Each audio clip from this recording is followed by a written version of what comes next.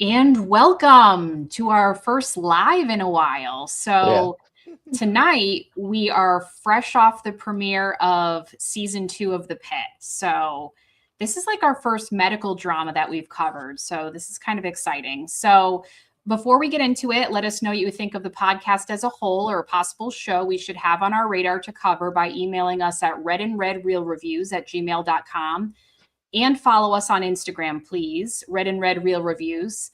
That is the letter N, real spelled with two E's. Okay. So let's kind of uh, leave off on where we left things last season, season 1. So this was like a really critically acclaimed first season of the show. Everyone was watching it. So here's where we left off. A couple things. So Langdon was suspended in the earlier episodes, but he came back to work for the music festival emergency. So Robby basically said to him, you can get help for your issue and then you can come back, but like you need to get help or else you're not coming back. So we were kind of left in the air of like, did he get help? Is he going to come back? And then we had Santos inviting Whitaker to move in with her in her apartment because we find out basically he's homeless and he's living at the facility or at the hospital. Yeah. So, so So that was another, randomly. yeah. So that was another thing. Kind of a funny scene and how it was revealed, but it was actually kind of like heartbreaking, kind of sad to think about, but unexpected for that duo to get together. Yeah, they're And kind then of real odd couple. yeah, really the odd couple, especially if they're going to live together, right? So, and then last, Dana, she's the charge nurse. She was really sounding like she wants to leave and she wants to like be done with this for a while. So we were pretty sure that she was not coming back, right? So the gap between the first and the second season has been 10 months, we find out. So the first episode that we saw tonight starts off and it's 7 a.m. and it's the 4th of July. Yeah. So we find out in the first few minutes that Robby's this is his last shift for a while. He's about to go out for 3 months and he's going to go on some sort of sabbatical. So, like, what is this sabbatical that he's going on? We don't know. Um, so we're going to find out. So, kind of just going into this second season, we're just thrown into the morning shift at this 24 or I guess this shift. It's not a 24 Yeah. hour period, it's a shift. So, just going into this, what were you hoping to see more of in season 2 or what were you hoping to see? Like I know just talking about it offline, you and I have our favorite doctors in this show. So what were you kind of hoping to see going into it? Definitely. Well, and part of it was kind of, I guess, affected by seeing the time lapse set Mhm. up between seasons. For whatever reason, I was kind of expecting this to just pick up with the next day. Like they go home and then the next season starts with the following day. I was expecting a long time lapse. I mean, I'm kind of glad they're doing it that way to kind of have some believability to it breathing, not like one day, one day, one day. Because what if this season goes 7 seasons? It would have to go 7 seasons to have like a full week. So I'm kind of glad there's some time built in. Yeah. Definitely the progression of the residents. 10 months says like Santos makes a comment at one point that she's an R2. So Hmm. I guess enough. I guess either the residents have been there long enough that they have, even though 1 year hasn't technically gone by, 1 year's gone by in their tenure at the hospital. So they've kind of advanced the level already, which obviously makes doctors like McKay more kind of like a senior resident. She may even be, I guess, approaching attending status at some point, later on down the line. So Yeah. definitely the progression of the residents. Yeah, there was a scene early in this episode too where Victoria, I forget her last name, the new girl, and Whitaker are kind of like showing the ropes. Like they're the ones who, instead of being the new kids on the block, they're kind of showing the ropes to this younger kid coming in, saying how about the mornings are busy because of the that's when they do the bed checks at the like assisted living facilities and things like that for the elderly people. So that's when they're like, oh, it's going to be a rush. And, they're kind of telling the new person to expect that. So they're the ones that have more wisdom, having more time under their belt. There's been, 10 months of vigorous work in the ER. So, Yeah, yeah, little that was, little surprising. I don't know necessarily if it's like that in real life, but I've certainly never seen it illustrated such in a medical drama where the younger crop of residents are now kind of a senior mentor role to a new crop of residents. yeah, that was kind of funny to see. I worked at the front desk of an ER for some time. I was per diem, so I didn't do it a lot, but yeah, it was like a known thing that things happen on holidays, especially. So, like people injure themselves in weird ways when the holidays come up. So it's a known thing where you're like, okay, it's going to pick up and it's going to be pretty busy in here. And, we would get double time or time and a half for holidays. So, I seeing that July 4th on the screen, I was like, oh man, it's about to get crazy in there. Yeah, we're probably going to see a patient come in with a fireworks accident, I'm sure. Oof. Or like I saw one time a hammer accident. Some guy had like destroyed his like finger by hammering his finger by accident, and it was like huge. Ugh. His thumb was ginormous and swollen. Ugh. It was Although now gross. that I've said that, it would be, since they work day shift, it'd be kind of weird to have a fireworks accident when their shift is going to be over at 7 o'clock. Some weird psycho letting off fireworks in the middle of the day. You Yeah, never know. exactly. You never know. So as far as just getting going, what is your one thing to watch for this second season of the Pit? One thing, and they didn't spend a ton of time in it in this Mm, premiere of the new season, but it was kind of one of the big cliffhangers coming off of season one, something you already alluded to with what was going to happen with Langdon. He's, Robbie gives him this 12-step process that he's going to have to go to rehab and do these mm, classes or whatever the case may be to kind of put himself back in good graces with the hospital.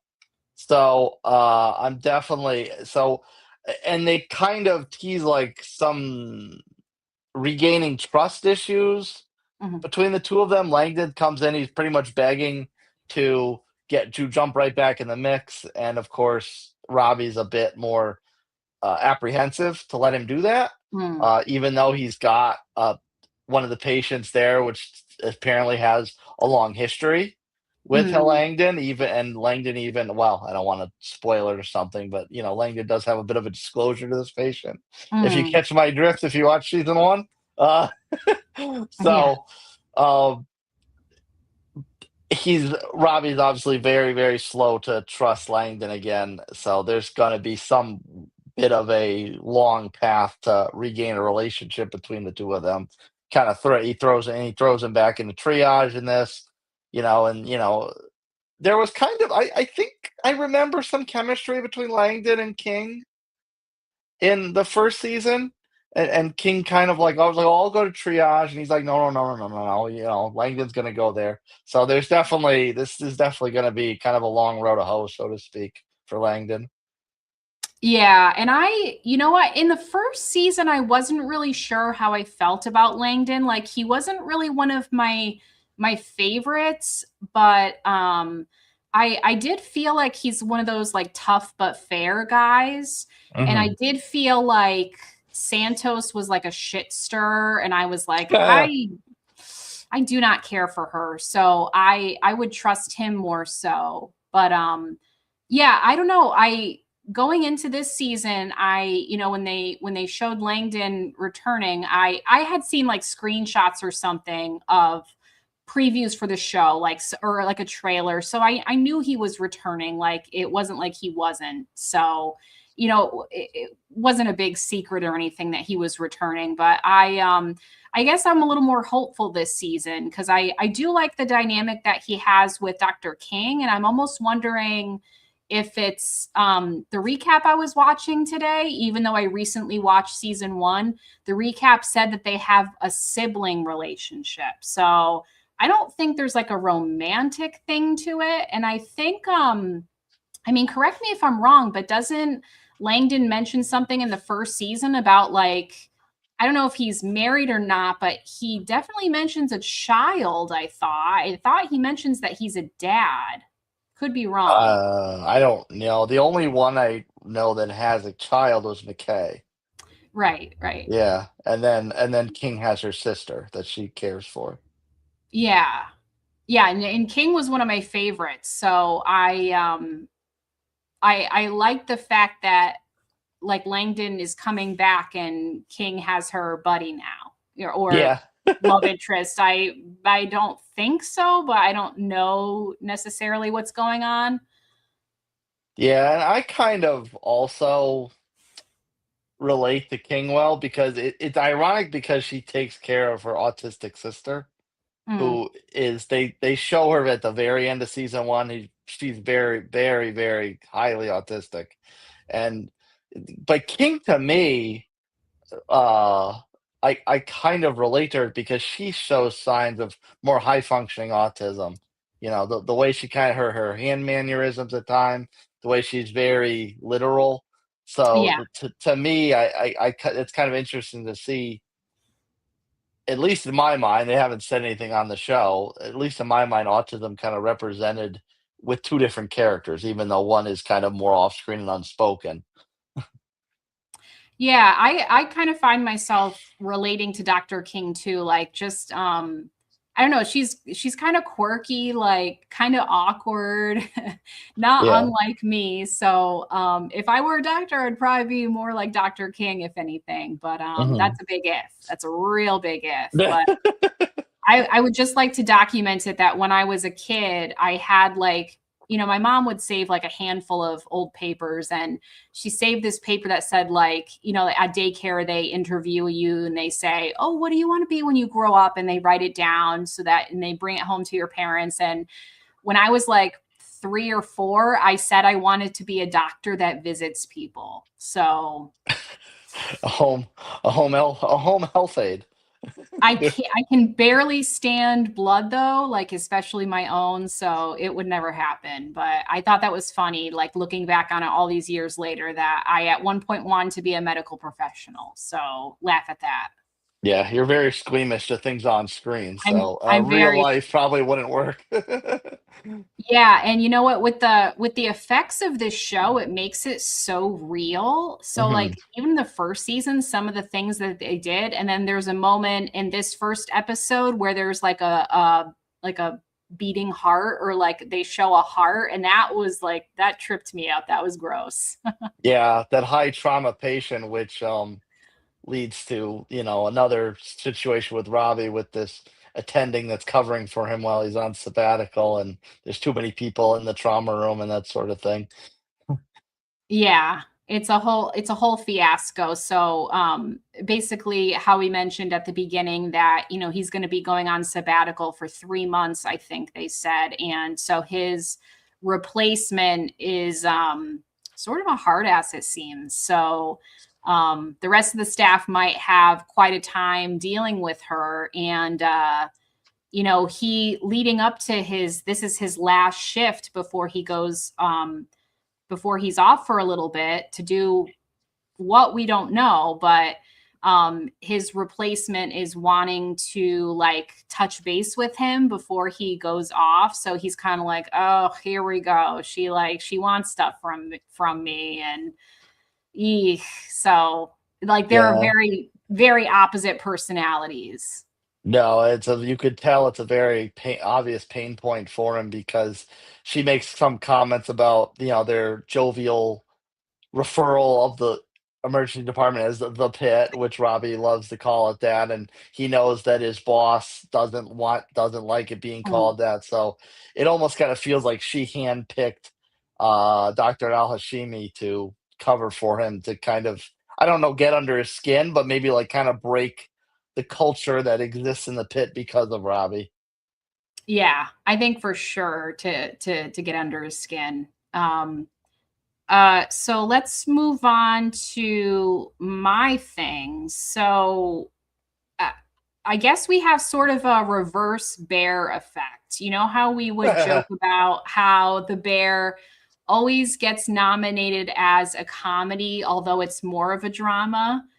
Hmm. Um, so what I see happening here is that this show is definitely considered a drama, and it's been nominated as such for the Golden Globes.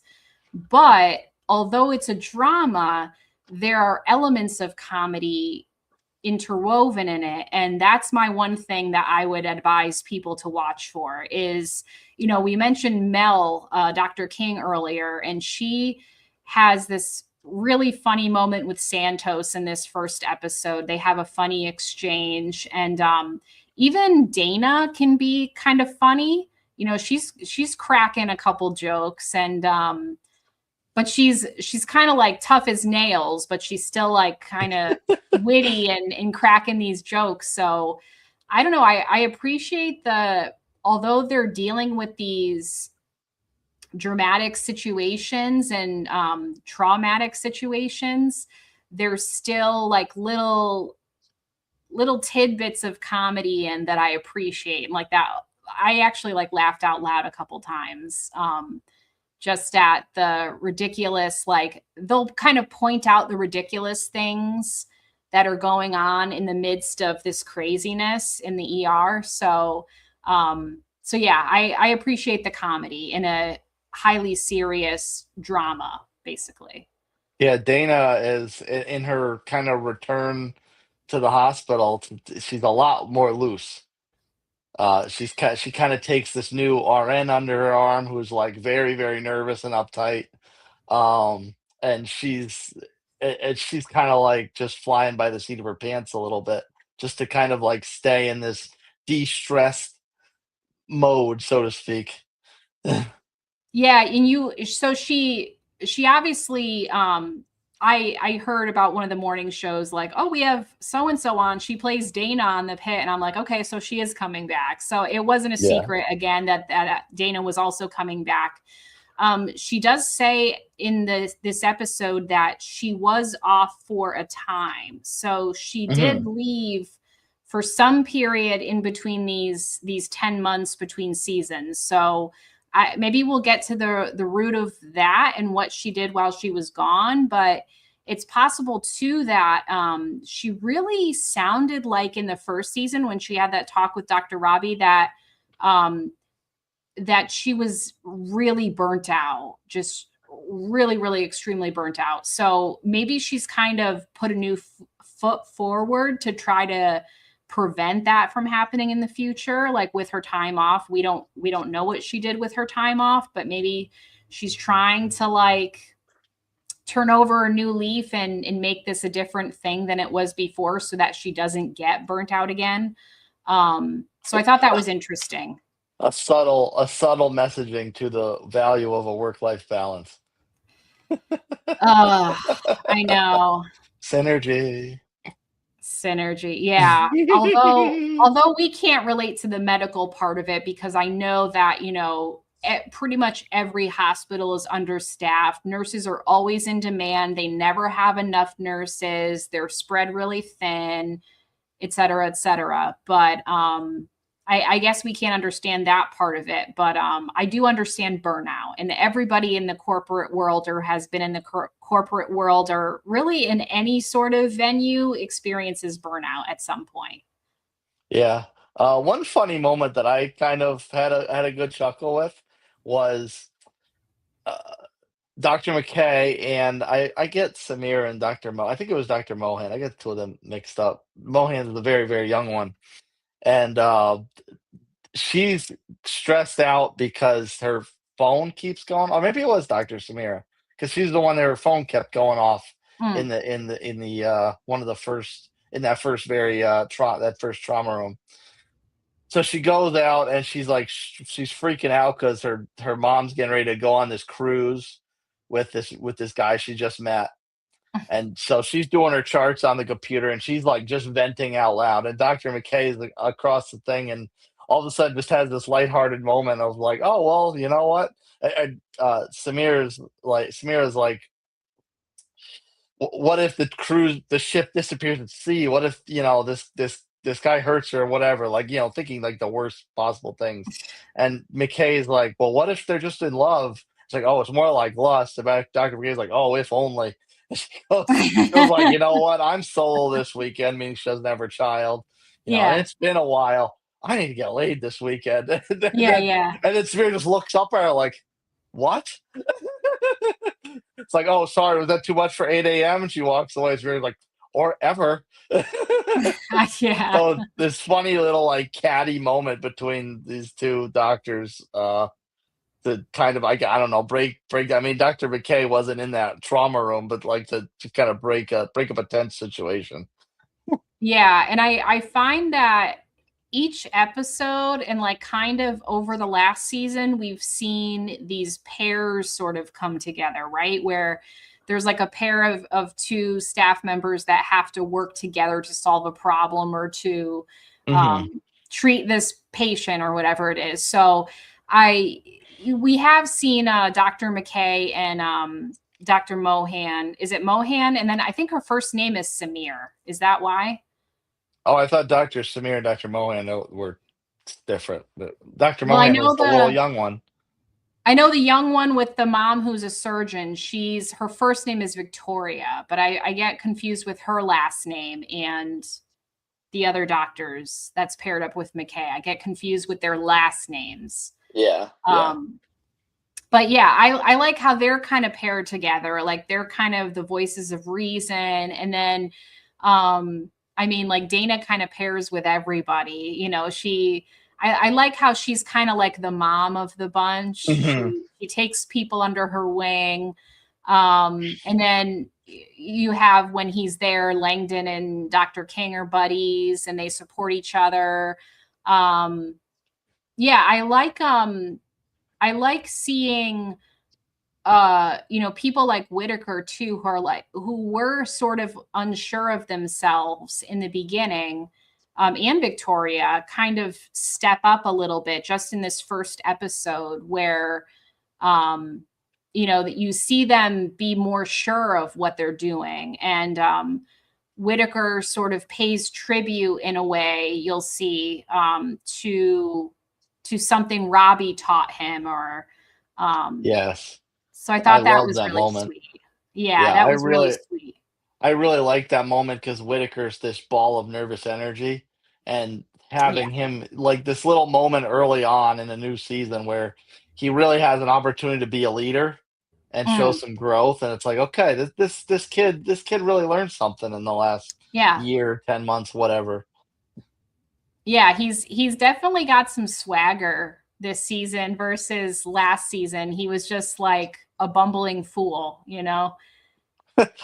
Maybe it's from being Santos's roommate and having her kind of sarcastic energy around him all the time. It Maybe rubbed she off a did rub little. off on him. Yeah, yeah. Yeah, So he went from bumbling fool to pretty cool. yeah. Okay, so all of this being said, let's just get into it. So should everybody watch season 2 of The Pit? I'm definitely all in on this. I mean, I love my medical dramas. Mm, This is no, not lacking for the next one in line for mm. to be my next favorite in that capacity. Um, it, I always heard Noah Wiley, but I guess it's spelled Noah Wyle. I think it's Um, Noah Wyle. I think that's how it's said. yeah, and he's gotten a lot of acclaim for this. He won the Emmy this past fall, Hmm. so I would imagine that he's going to be a heavy favorite going into award seasons coming up. Uh, and seeing a kind of more calm version of his character, Dr. Robby, in this. And Mm, then I also like how it's been set up with the residents kind of all like they're not as paired up as much. They've all throughout this episode, and like I wrote down like every single one. They've all kind of got like one specific patient that they all have attached to in this first episode. So there's a big opportunity to see them really grow in their abilities as a doctor and their kind of growth as people in the emergency department. So I like how there's kind of they've at least set it up in this premiere episode that each doctor is going to have a bit more independence as things go forward. Yeah, they can definitely hold their own a lot better than they did before, and that's really obvious, I think, just in this first episode. Not that they won't have those learning experiences, because Dr. Robby was still teaching them how to do things, and he's still kind of keeping a watchful eye during this shift, you can tell. But he is a little more hands off. Like, he's just kind of letting them do everything, and then I mean, they're mostly treating the patients on their own without his help. So unless some big event happens, last season we had that music festival emergency where it was all hands on deck and everybody had to help. As long as they don't have some sort of big widespread fiasco like that, it should be fine. But yeah, I think that's the point, is like getting to see each doctor, each staff member shine in their role is like probably what we're going to be seeing a lot of. And I'm with that being said, I mean, I'm not normally into medical shows. Like, I think the only show I've really watched was like House, pretty much, That's a like in good the one. past. That That's was a good pretty much one. it. And yeah, I mean, it's definitely a yes for me. It feels like, I don't know exactly. I mean, the first season released exactly a year ago, so they must have filmed this maybe a few months after the first season. Like, they probably had a few months off so that the writing staff could write everything, and then they probably got back to it. So I guess probably not that much time has passed in between seasons, but it does feel like, though it's been 10 months in TV time, it doesn't feel like a lot of time has passed. And I think there's something to be said about the consistency of this show. Like, like to your point, if they had it where each season was like the next day, or, like not that much time had passed in TV time, that would be difficult to keep consistent with the actors, as far as like haircuts and things like that, and Mhm. appearance. And, much like shows we've watched, like they've waited 2 to 3 years in between seasons, inconsistency gets difficult when kids grow up and things like that. Like, it's also sort of hard to keep a show in such a short amount of time when more real time has passed. So yeah, I think they're doing a good job of making it feel like basically no time has passed, or like it's realistic enough to keep up with the show. And then, like, you have the realistic nature of the medical stuff happening, and just the whole package is like very realistic, gritty, consistent. So I think it's going to be a very consistent season 2 Yeah, overall. and I like how they shoot it in real time. I mean, we made the comparison in the past, I think with Hijack, which is now coming back, Yep. and where it's every episode was a true representation of the time has passed. Like Hmm. 24 way back in the day, every episode of the season was an hour of the day. This is the Pit is taking place over one whole medical shift.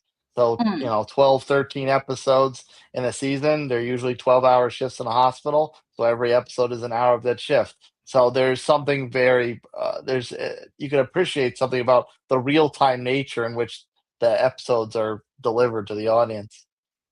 Yeah, and I don't find myself hanging on things like, how people on IMDb they have like the trivia, or like the mistakes section, where people will spot little things that are off, like Yeah, inconsistencies, where you know, I feel like that would be really easy to do on a show like this, where like each episode is an hour or each season is a day or things like that. But you know, they could be like, this person's hair was like this and the next scene it was like this. Like, but then again, you know, thinking of the course of a shift, and like a normal shift for like a desk person would be 8 hours. I mean, we don't really work like 12-hour shifts. I mean, I've worked a couple 12-hour shifts in my life, but yeah, I mean, think of coming in for a shift, and like as a woman, like your hair is not going to look as good at the end of the day as it does when you start the day. So like those kind of things, and the wear and the tear of life, you know, is realistic with this show. And I think that's why so many people relate to it. And, you know, even if they're not in the medical profession. Yeah, and they've got so many different personalities across the doctors. It's very easy to find one, at least one of them that you relate to, at least in partial nature. Yeah. And we hope you relate to us. So if you enjoy listening to our show, we would appreciate it if you gave us a 5-star review. Let us know what you think of each episode. Also, be sure to hit that follow button or the subscribe button on YouTube so you know when new episodes release. Next up, we have a couple things. So we're doing another live coming up for the Golden Globes. And if you're not an award show kind of person, you know, you don't really care about the awards. We mentioned earlier, it's a long time coming. And I checked, it's been 2.5 years almost, but we're finally getting a season 2 of Hijack on Apple TV. So I'm not sure where they're going to go with that one. I'm sort of excited to see.